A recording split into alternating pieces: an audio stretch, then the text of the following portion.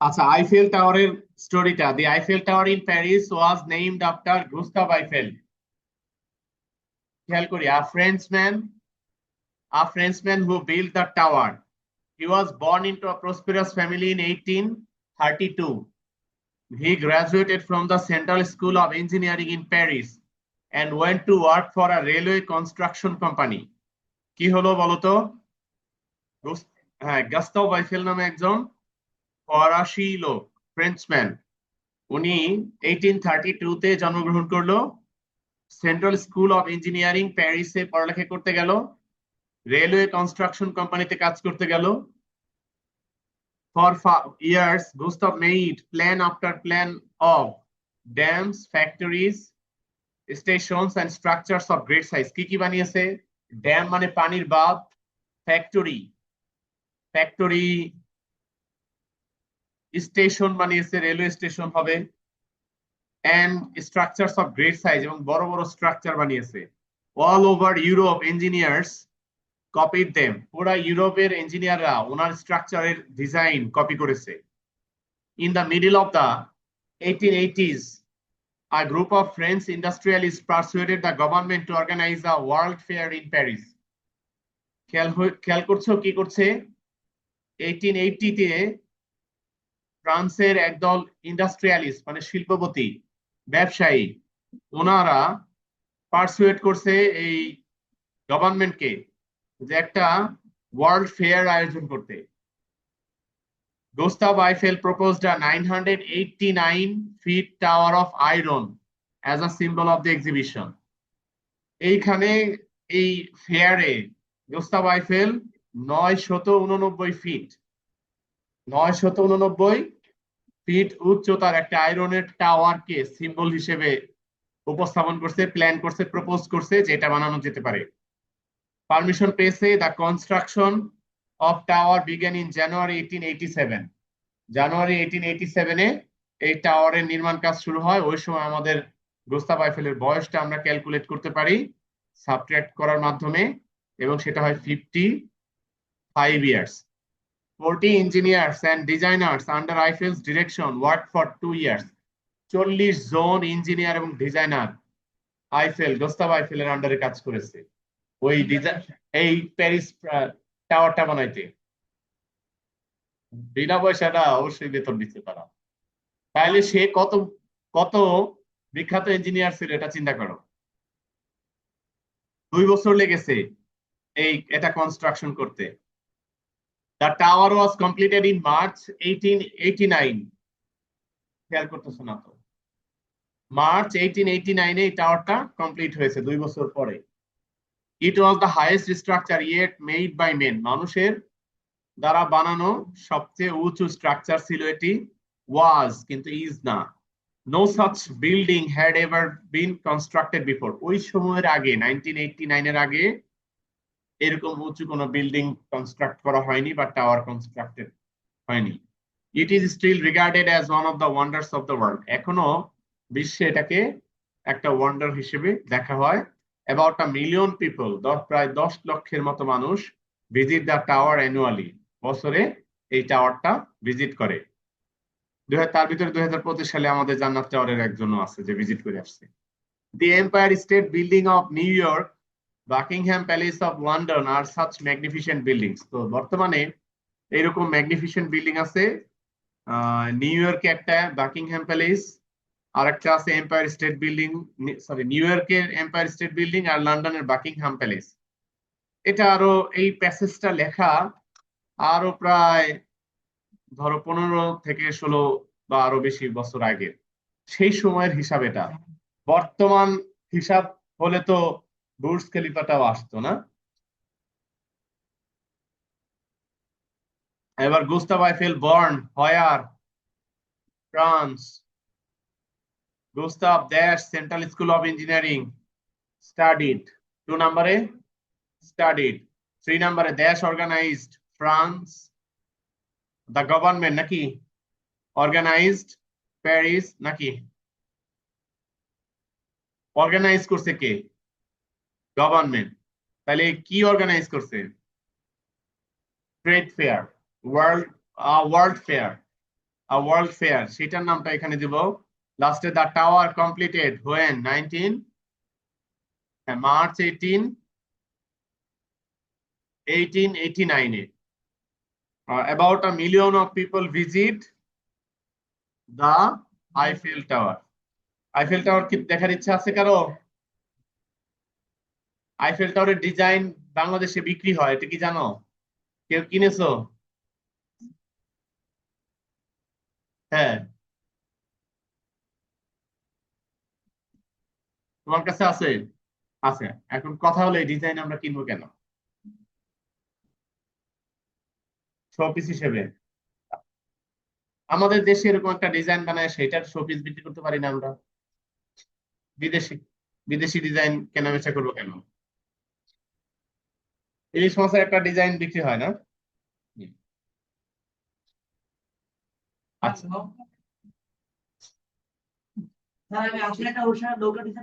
তুমি ইলেকশনের সময় এইরকম কথা বইলো না। Eiffel tower was an Englishman, false. খেয়াল করো, Eiffel came of a rich, খেয়াল করতেছো? Eiffel came of a rich family. ওনার বাবা কি করতো, কি ছিল সেটা বলো আগে। হুম, কেন? এই যে প্রসপেরাস বলা আছে, প্রসপেরাস ফ্যামিলি অর্থাৎ রিচ ফ্যামিলি ঠিকই আছে। এরকম ফ্যামিলিতে কি জন্মগ্রহণ করতে চাও? Eiffel was a great engineer, true. He followed the engineers of Europe, false. The engineers of Europe followed him. In the middle of the 1980s, a group of English merchants inspired the government to arrange a world fair in Paris. 1880 যে কি propose করছিল? আমাদের ফোকাসটা হলো ইয়ার নাকি? এই যে 1818 আছে, তাহলে ফোকাসটা সরে গেল ইঞ্জিনিয়ার, গ্রুপ অফ ইন্ডাস্ট্রিয়ালিস্ট আছে কিনা, গভর্নমেন্ট আছে কিনা, এগুলো দেখবো তাহলে এবার। দেখো তো কি আছে। In the middle of the 1980s, a group of English merchants টা কি প্রপোজ করেছে? False. Industrialist. Gustave Eiffel was born in France, true. Eiffel went to work for a ship construction company. আমরা রেলওয়ে কনস্ট্রাকশন কোম্পানি নাম পেয়েছি, sheep না।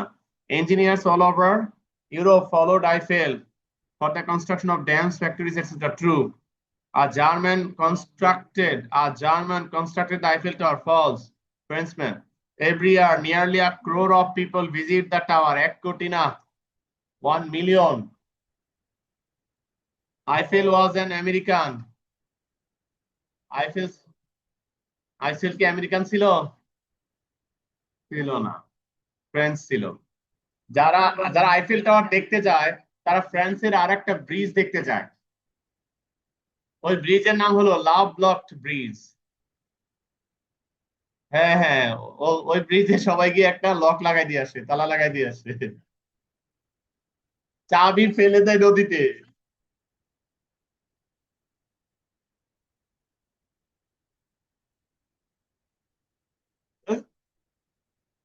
তালা লেগে গেছে আর সে পাবে না।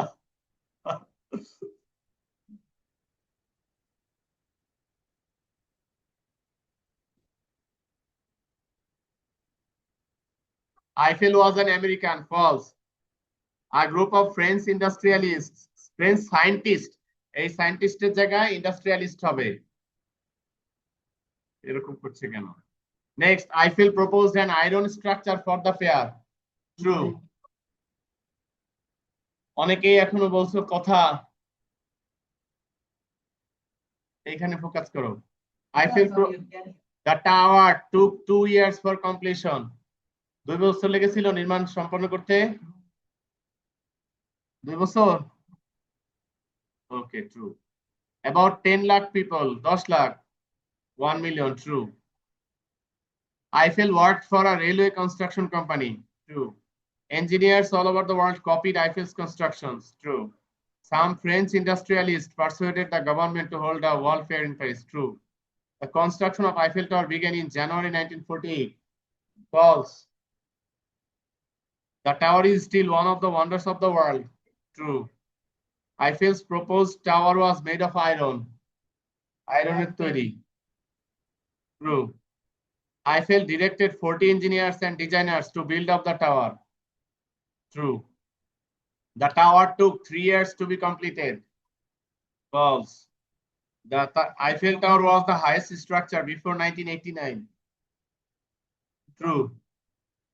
Naki on 1989 by in 1989. In এর আগে তো আইফেল টাওয়ার ছিলই না 1989 এর আগে 1989 এটার কনস্ট্রাকশন কমপ্লিট হয়েছে তাহলে এটা 1989 এটা 1889 না 100 বছর পিছায় দিছে চিন্তা করছো ফলস না A few people visit Eiffel Tower every year. 10 lakh, 1 million. Leisure is part and parcel of work. Parcel da. Part and parcel. Leisure is similar to eyelids as they are closely connected with the eyes. Without leisure, variety. Leisure is also closely connected. Leisure is also closely connected with work, just like eyelids. Without leisure, variety of work cannot be performed. Leisure strengthens one's mind and freshens it and inspires one to do much more work. আমাদের এবার রিঅ্যারেঞ্জমেন্টে যেতে হবে এটা আমাদের কাছে বেশ tough মনে হয় পেনিসিলিন কি হ্যাঁ আরে পেনিসিলিন কি এটা আগে বলো কিসের ওষুধ পেনিসিলিন কিসের ওষুধ Penicillin is a group of historically significant bacterial beta-lactam antibiotics derived from Penicillium fungi. Fungi bolo na fungi bolo.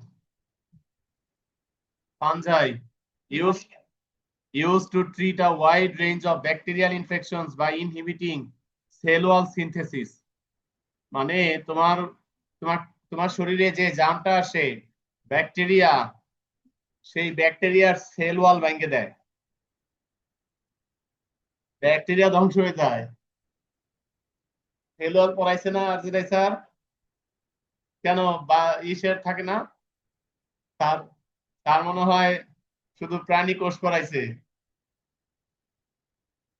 প্রাণী কোষ পড়ায় না উদ্ভিদ কোষ পড়াইছে আচ্ছা স্যারকে বললো স্যার প্রাণী কোষও পড়ান discovered by Alexander Fleming ব্যক্তির নাম কি in 1920 কত সাল it acts against gram positive and some gram negative bacteria তাহলে এবার স্যারকে আবার জিজ্ঞেস করো স্যার গ্রাম পজিটিভ ব্যাকটেরিয়া কি আবার গ্রাম নেগেটিভ ব্যাকটেরিয়া কি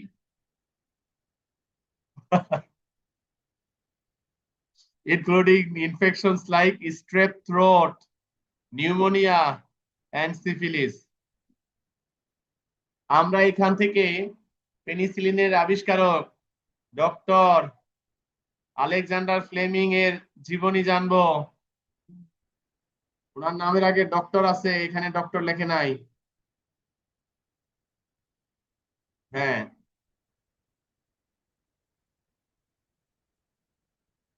ডক্টর আলেকজান্ডার ফ্লেমিং বর্ণবৈষম্যে যেও না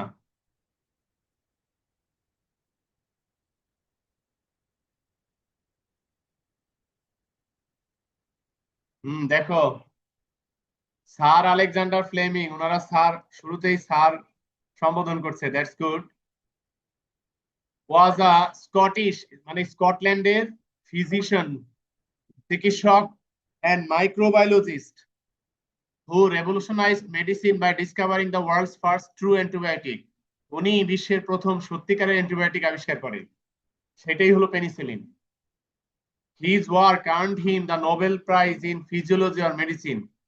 পরবর্তীতে উনি ফিজিওলজি বা মেডিসিনে নোবেল প্রাইজ পায় 1945-এ, আবিষ্কার করছে 28-এ, পাইছে 45-এ Nobel prize. Shared with Howard Florey and Ernst Chain, মানে তিনজনে মিলে একসাথে নোবেল প্রাইজ পাইছে, who were instrumental in turning his laboratory discovery into a mass-produced life-saving drug. তাহলে ওনার ল্যাবরেটরিতে আবিষ্কার করা পেনিসিলিনকে ব্যাপকভাবে ব্যবহারযোগ্য ঔষধে রূপান্তর করতে বাকি দুইজন বেশ হেল্প করছে ওনাকে। তো ওনার লাইফের কি scientific break throes,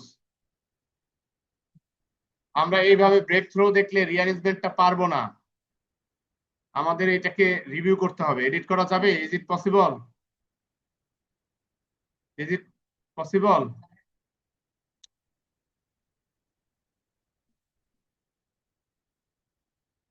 Alexander Fleming, আমরা এখানে লিখবো short biography of.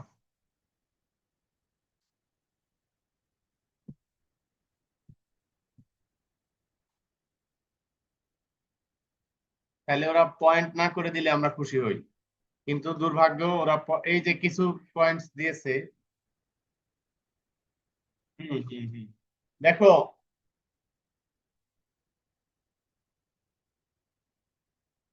Alexander Fleming এর জন্ম 1881 August 6, Lochfield, Scotland, to a farming family. হ্যাঁ, কৃষক পরিবারে। Education, after working as a shipping clerk in London, লন্ডনে শিপিং ক্লার্কে কাজ করেছে। An inheritance from his uncle allowed him to enroll at St. Mary's Hospital Medical School in 1901. 1901 সালে উনি Saint Mary's hospital medical স্কুলে ভর্তি হয়েছে 1901 সালে। তখন ওনার বয়স হলো 19 আর 1, 20 বছর বয়স। তার আগে উনি ভর্তি হইতে পারতো না যদি চাচার কাছ থেকে সম্পদ না পেত। He graduated with distinction in 1906. 1906 সালে মেডিকেল স্কুল থেকে ডিস্টিংশন সহ পাশ করেন। Chose a career in research over surgery, surgery করার চাইতে রিসার্চ করাকে ভালো ক্যারিয়ার হিসেবে উনি নিয়েছে। Major scientific discoveries, antiseptic research during World War I, serving in the Royal Army Medical Corps. Fleming proved that strong antiseptics used on deep wounds often did more harm than good by killing the body's protective white blood cells. উনি এই প্রথম একটা জিনিস আবিষ্কার করেছে। Lysozyme 92, he discovered his natural antibacterial enzyme in human tears. চোখের অশ্রুতে antibacterial enzyme আবিষ্কার করছে। টেয়ার্স এন্ড মিউকাস, সকালে ঘুম থেকে উঠে চোখে যে শক্ত জিনিস সাইডে লেগে থাকে না, ওইটার ভিতর থেকে উনি ব্যাকটেরিয়াল এনজাইম আবিষ্কার করছে। While it was his first major discovery, it was ineffective against most disease causing bacteria. তবে এটা চিকিৎসা ক্ষেত্রে তেমন একটা এফেক্টিভ হয় নাই। পেনিসিলিন 1928, 1922 এর 6 বছর পর, upon returning from a holiday, Fleming noticed that a penicillium mold had contaminated a petri dish of Staphylococcus bacteria and was killing the surrounding germs. He named the substance penicillin in 1929. উনি কি করেছে? পেনিসিলিয়ামের mould ব্যবহার করেছে, দেখছে যে এই মোল্ডে তৈরি হওয়া স্ট্যাফাইলোকক্কাস ব্যাকটেরিয়াকে মেরে ফেলতেছে। ঠিক আছে, তো এইখান থেকে উনি পেনিসিলিন আবিষ্কার করে ফেললো। Legacy and later life, Nobel prize হলো 1945, এটা আগেই পড়েছি আমরা, দরকার নেই আর। Warning on resistance, Fleming was one of the first to warn that improper use of antibiotics would lead to bacterial resistance, a prophecy that remains a critical global health issue today. উনি হলো প্রথম ব্যক্তি, তাদের মধ্যে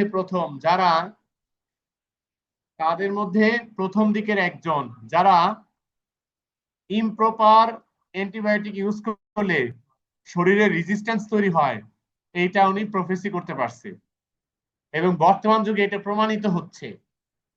তার মানে তুমি অসুস্থ হলে এর আগের বারের অসুস্থতার প্রেসক্রিপশনটা নিয়ে ডক্টরের কাছে যাবা, যেন ডক্টর তোমাকে ইচ্ছা মতো উল্টাপাল্টা অ্যান্টিবায়োটিক না দিতে পারে।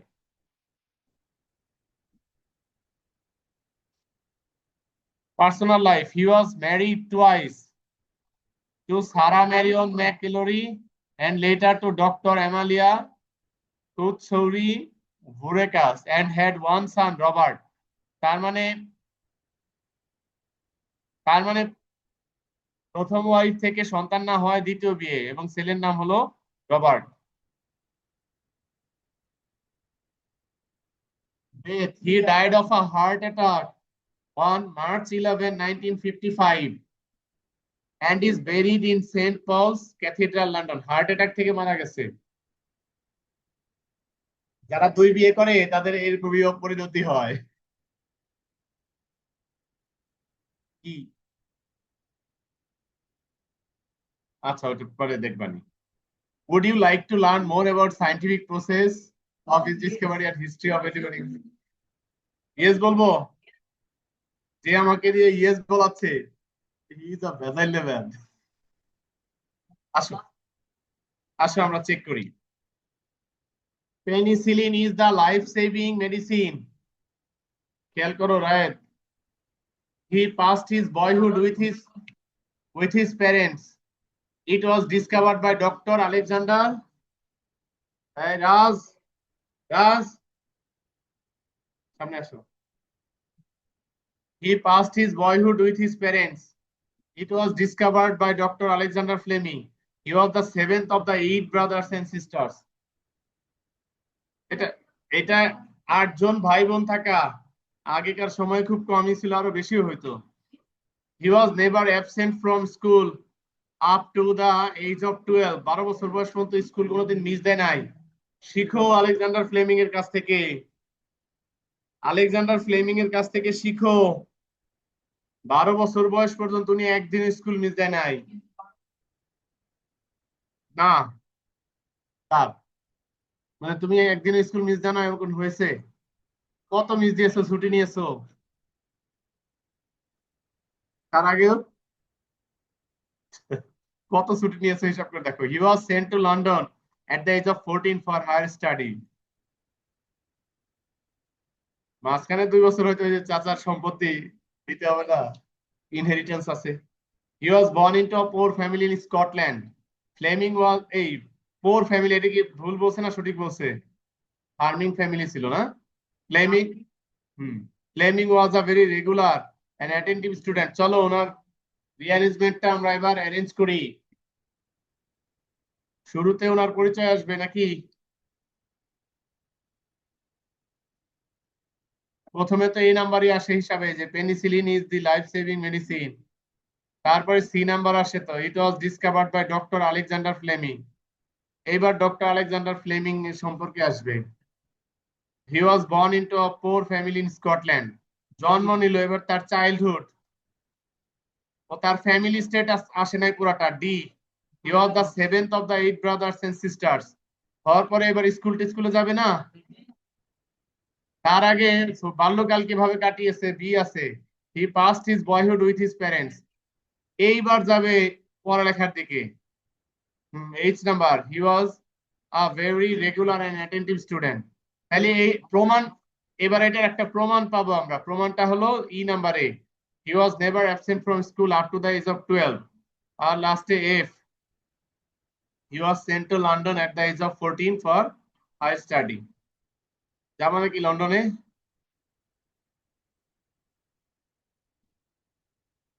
বাংলাদেশি কুইজিন। কুইজিন মানে কি? কুইজিন মানে কাজিন। কুইজিন মানে হলো কুকিং স্টাইল। Cooking style. আমার একটা গল্প করি। আমার বন্ধু, ওর নাম হলো শামীম। ও রাজু কলেজেরই টিচার ছিল, পার্ট টাইম টিচার ছিল মর্নিং শিফটের কেমিস্ট্রির। পরে এখান থেকে চলে গেছে। পার্ট টাইম টিচার আর এখানে থাকে কি করবে? ও ও পরে পরে গিয়ে সাভার গণ বিশ্ববিদ্যালয়ে জয়েন করেছিল। সেখান থেকে পরে বাংলাদেশ অ্যাটমিক এনার্জি রেগুলেটরি কমিটিতে ওখানে চাকরি করে এখন। ওই অ্যাটমিক এনার্জি রেগুলেটরি কমিটি থেকে ওকে বছরে 3টা ট্যুর করতে হয় ইন্টারন্যাশনাল। এই ট্যুর হলো বিশ্বের বিভিন্ন দেশের পারমাণবিক যে স্থাপনা আছে, অ্যাটমিক এনার্জি যে কেন্দ্র আছে, সেন্টার আছে, এগুলো ভিজিট করতে হয়। এটার অফিসিয়াল ট্যুর। এটার জন্য রাষ্ট্রীয়ভাবে ও ট্যুরের বিমানের টিকিট, যাওয়া আসা এবং সেখানে থাকার খরচ পায়। প্রত্যেকবার ট্যুর করে আসলে এখান থেকে 50 থেকে 70 হাজার টাকা সেভ করতে পারে এবং আমাকে বলেছে। ঠিক আছে, তো দেশের বাইরে যাওয়ার সময় বিভিন্ন সময় ফ্লাইট ওর অফিস থেকে করে দেয় আর কি, টিকিট ওর অফিস থেকে টিকিট করে দেয়। তো কোন টাইমে ফ্লাইট থাকে হিসাব থাকে না। দেখা যায় যে অধিকাংশ ক্ষেত্রে ওর ফ্লাইট থাকে রাতে, রাত 3টার সময় ফ্লাইট। ওর বাসা হলো সাভারে, ওর অফিস হলো আগারগাঁও। তো ও সাভার থেকে আশুলিয়ার ভিতর দিয়ে এত রাতে আসা ও সেই মনে করে না, যেহেতু আশুলিয়া এত নিরাপদ না। ও আগের দিনে চলে আসে আমার বাসায়, থাকে, গভীর রাতে এখান থেকে আমি আমি ওকে এয়ারপোর্টে পৌঁছে দিয়ে আসি, ওইখান থেকে যায়। এরপরে আসার পরে আবার যদি গভীর রাত হয় তাহলে আবার বাসায় আসে, আর যদি গভীর রাত না হয় তাহলে ও ডাইরেক্ট বাসায় চলে যায়। দিন হইলে বাসায় চলে যায়।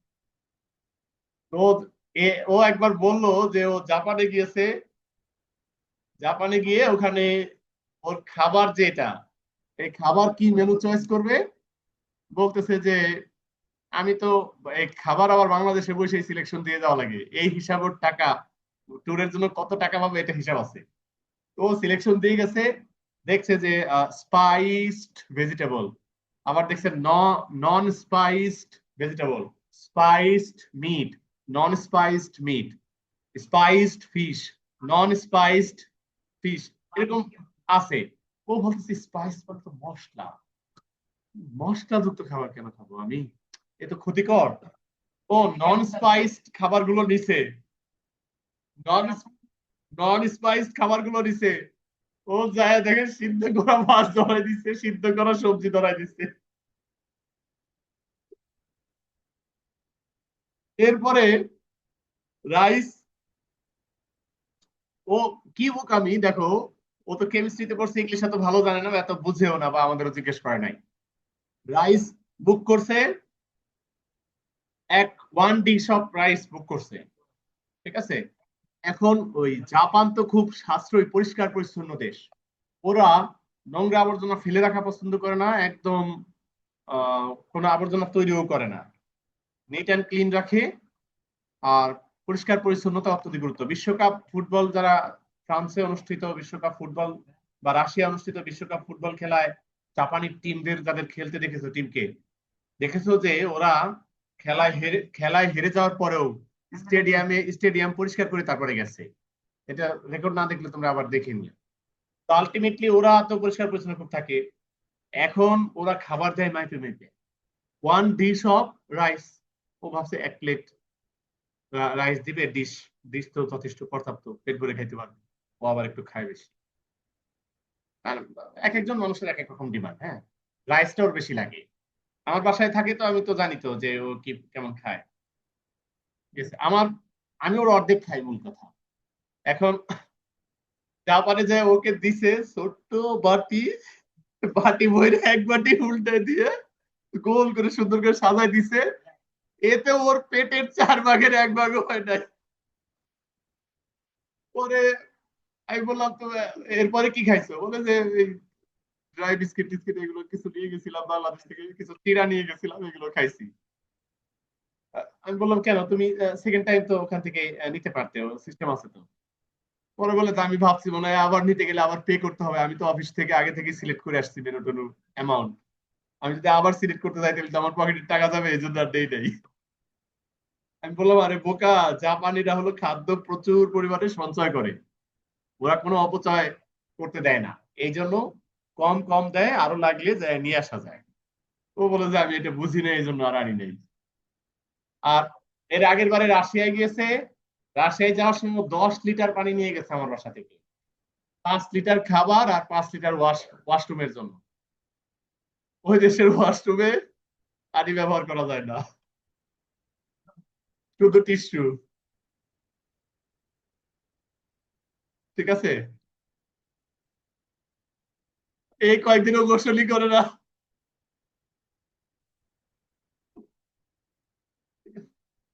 কম করে আর কি ওরা। সবচেয়ে বেশি খারাপের কথা, সবচেয়ে বেশি খারাপের কথা হলো চায়না। ওরা নাকি একটানা 12-15 দিন গোসল করে না চাইনিজরা।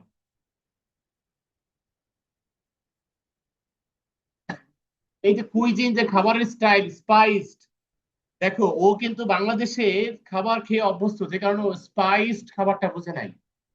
বাংলাদেশের স্পাইস মানে হলো অতিরিক্ত মশলা যোগ করা, কিন্তু বিদেশে স্পাইসড মানে হলো প্রয়োজনীয় পরিমাণ মশলা দিয়ে স্বাদ বাড়ানো। আর বাংলাদেশে মশলা মানে তেলে ভাজা, অতিরিক্ত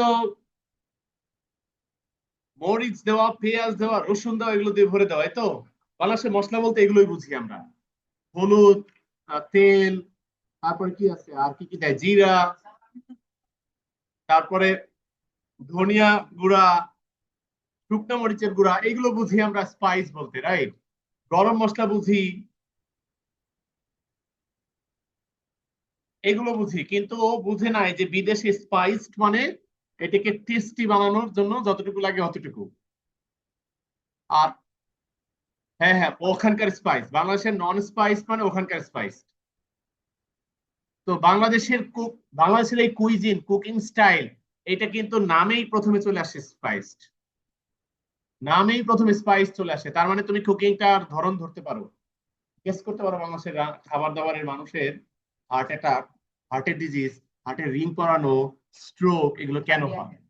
এগুলো কেন হয়? ওখানকার স্পাইসড আর বাংলাদেশের নন স্পাইসড খাবার same.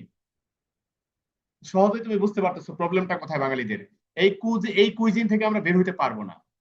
And varied with the use of many spices, we have delicious and appetizing food. আমাদের খাবার খুবই অ্যাপিটাইজিং, এরকম সুস্বাদু খাবার অনেক দেশেই পাবা না তুমি। এবং খাবারগুলো খুবই ডেলিশাস, খুবই সুস্বাদু, ইয়াম্মি।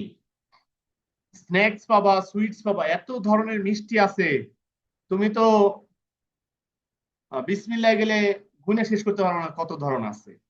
তুমি তো বনফুলে গেলে দামের সাথে তোমার পকেট মিলাইতে পারবা না। তুমি তো ননিতে গেলে কোনটা মিল্ক বেসড আর কোনটা মিল্ক ছাড়া হিসাবই করতে পারবা না। আরো তো অ্যাভেলেবল আছে। বয়েলড রাইস ইজ আওয়ার সবচেয়ে easy,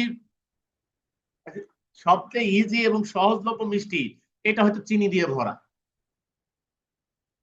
boiled rice is our staple food, আমাদের প্রধান খাবার হলো boiled rice.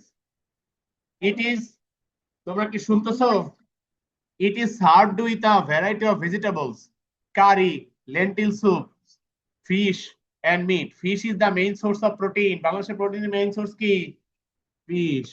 Fish are now cultivated in ponds. আমরা তার মানে পন্ডের মাছ খাই, কাল্টিভেটেড মাছ খাই। Also we have fresh water fish, তার মানে নদী, লেক, হাওর বাওর, খাল বিল এসব। In lakes and rivers, more than 40 types of fish are common. Common আছে কত ধরনের ফিশ? 40 টাইপস এরও বেশি। কয়টার নাম বলতে পারবা আর কয়টা খাইছো? সাম অফ দেম আর, তাদের কিছু নাম আছে হলো কার্প, রুই, কাতলা, মাগুর, চিংড়ি, শুটকি or dried fish are popular. Hilsa is very popular among the people of Bangladesh. কতদিন আগে হিলসা খেয়েছো? এত তাড়াতাড়ি খাওয়া উচিত না, হিলসা মাছের প্রচুর অ্যালার্জি হয়। পান্তা ইলিশ is a traditional platter of পান্তা ভাত।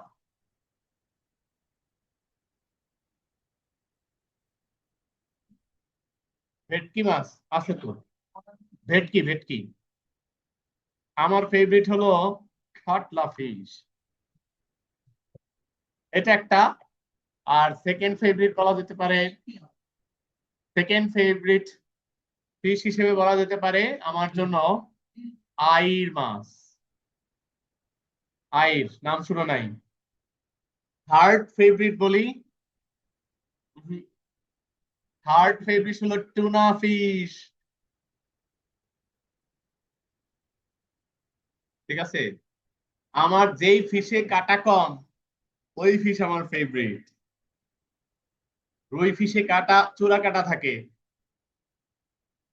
It is steamed rice soaked in water and served with a fried hilsa slice, often together with dried fish, pickles, খেয়াল করো মেয়েরা, pickles, lentil soup, green chilies and onion. It is a popular dish on the Pohela Boishakh. Pohela Boishakh কি আসতেছে নাকি সামনে? The people of Bangladesh are very fond of sweets. Almost all Bangladeshi women prepare some traditional sweets. Traditional sweets বলতে কোনগুলো বোঝায়? পায়েস খেয়েছো? এগুলো traditional. Pitha are type of sweets made from rice flour, sugar, syrup, molasses and sometimes milk. Is a traditional food loved by the entire population. চিতই পিঠা কবে খেয়েছো? শেষ করে দিচ্ছি। During winter pitha utsav, meaning pitha festival, is organized by different groups of people. Sweets are distributed among close relatives when there is good news like births, weddings, promotions, etc. Sweets of Bangladesh are mostly milk based. The common ones are Rosgulla, Sandesh, Rosmalai, Gulab Jam, Kalo Jam, Chom Chom. There are hundreds of Rosmalai kharap na. There are hundreds of different varieties of sweet preparations. Sweets are therefore an important part of the day-to-day life of Bangladeshi people. তোমাদের ভিতর থেকে কেউ যদি scholarship পেয়ে আসো তাইলে sweets rasmalai খাওয়াবো বলে দিলাম। স্কলারশিপ পেয়ে আসো, গভর্নমেন্ট স্কলারশিপ যদি পাও, না তখন আমার কাছে এসে বলবো যে স্যার বাসা থেকে তোমাকে রসমালাই খাওয়াবে না অন্য মিষ্টি খাওয়াবে, তখন বলবো, তো আমার কাছে এসে বলবো যে স্যার আপনি তো রসমালাই খাওয়াতে চাইছিলেন, চলেন একদিন বনফুলে যাই। বনফুল না হলে বিসমিল্লাহর টাইম পছন্দ করি বেশি, সেখানে নিয়ে যাব। ননিরটা ননিরটা অত স্বাদের না।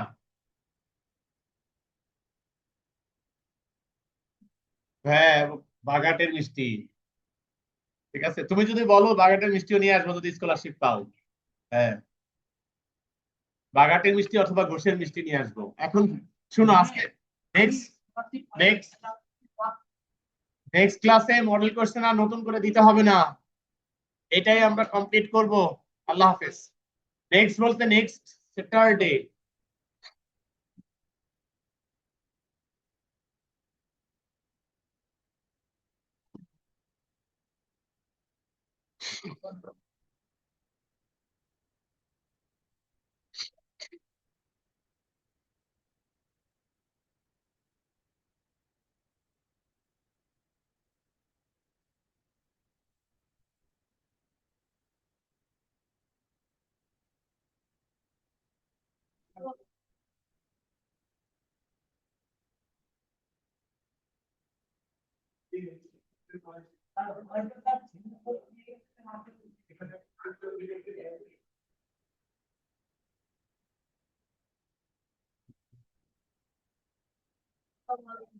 ওয়ালাইকুম আসসালাম, দেখা হবে পরের ক্লাসে। হোমওয়ার্ক, সেকেন্ড পেপারে হোমওয়ার্ক করবে সবাই।